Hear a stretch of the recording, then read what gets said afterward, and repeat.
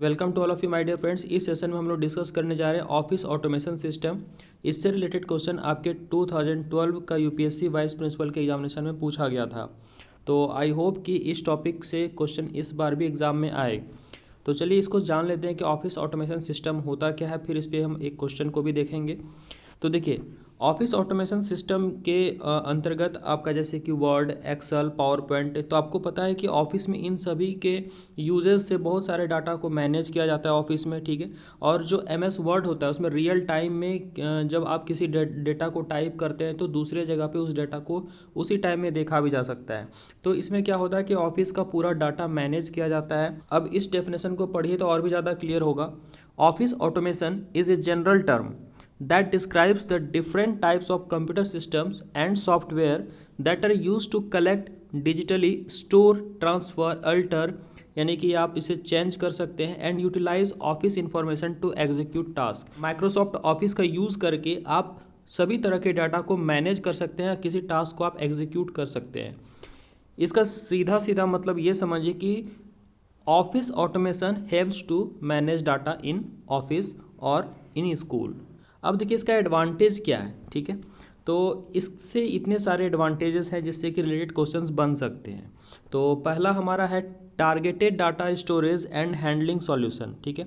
जैसे बच्चे का एनरोलमेंट का डाटा हो, या फिर टीचर्स का डाटा हो, या फिर स्कूल का कोई भी रिलेटेड इंफॉर्मेशन जो कि टारगेटेड डाटा होता है, इसको ईजिली वे में स्टोर किया जा सकता है और इससे हमें हैंडलिंग सॉल्यूशंस भी मिलता है। उसके बाद है एक्यूरेटली मैनेजिंग डाटा, ठीक है। किसी भी डाटा को एक्यूरेटली आप मैनेज कर सकते हैं, इसमें कोई भी फॉल्ट नहीं होता है। नेक्स्ट है स्ट्रीमलाइन इन्फॉर्मेशन शेयरिंग। कहने का मतलब रियल टाइम में किसी भी डेटा को आप शेयर भी कर सकते हैं।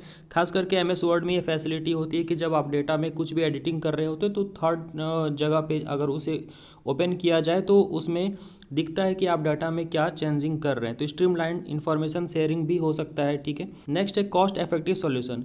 मतलब कि एक ही व्यक्ति जो कंप्यूटर ऑपरेटर उसको आप कह सकते हैं, तो वही पूरे डाटा को वहाँ पे हैंडल कर सकता है। अगर ऑफलाइन डाटा को मैनेज किया जाता तो इससे क्या होता है कि अलग अलग पर्सन्स की आवश्यकता पड़ती और ये ज़्यादा कॉस्टली होता। नेक्स्ट है मोबाइल फ्रेंडली आर्किटेक्चर, ठीक है। अब आप देख सकते हैं कि एमएस वर्ड इवन मोबाइल में भी खुलता है, तो ये क्या है, मोबाइल फ्रेंडली भी होता है। नेक्स्ट है इंटीग्रेटेड सॉफ्टवेयर एंड एप्लीकेशंस। देखिए जब किसी भी डेटा को आप सॉफ्टवेयर में या एप्लीकेशन में मैनेज करते हैं तो वो एक ही जगह सभी तरह का डाटा को आप रख सकते हैं फाइल बना करके। अब चलिए इस पर क्वेश्चन को देखते हैं। तो देखिए इस पर क्वेश्चन क्या है, the principal of an educational institution sends a proposal to the management for office automation. Office automation का आपने पूरा मतलब तो समझ लिया। To be introduced in the institution he gives the following reasons, ठीक है। पहला है it will facilitate faster processing and delivery of information, it will lead to higher efficiency and productivity. तो देखिए यहाँ पे दोनों ही लाइन जो आपने देखा ये दोनों ही बिल्कुल सही है, क्योंकि ये फैसिलिटेट करेगा फास्टर प्रोसेसिंग में और डिलीवरी में किसी भी इंफॉर्मेशन को। उसके बाद it will lead to higher efficiency and productivity. बात बिल्कुल सही है कि हायर एफिशिएंसी और प्रोडक्टिविटी के साथ किसी भी डाटा को मैनेज किया जा सकता है। उसके बाद थर्ड है it will help the faculty to be linked with others on social network sites, ठीक है। तो देखिए सोशल नेटवर्क साइट की बात यहाँ पे नहीं होती है। ऑफिस ऑटोमेशन में सोशल नेटवर्किंग साइट जैसे कि फेसबुक, व्हाट्सअप, इसकी बात नहीं होती है। माइक्रोसॉफ्ट ऑफिस के जितने भी टूल्स हैं, जितने भी एप्लीकेशंस हैं, उसको आप लेके चल सकते हैं, लेकिन यहाँ पे सोशल नेटवर्किंग साइट की बात नहीं होगी।